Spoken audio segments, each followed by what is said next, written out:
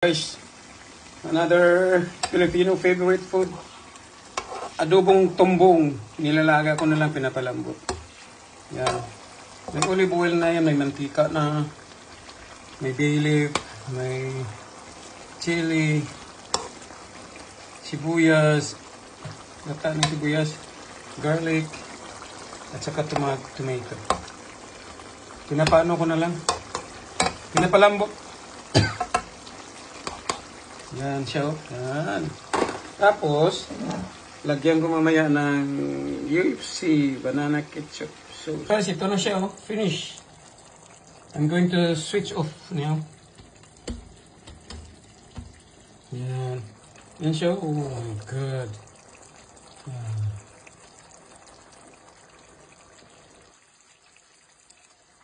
And this is the finished product now. Look at that.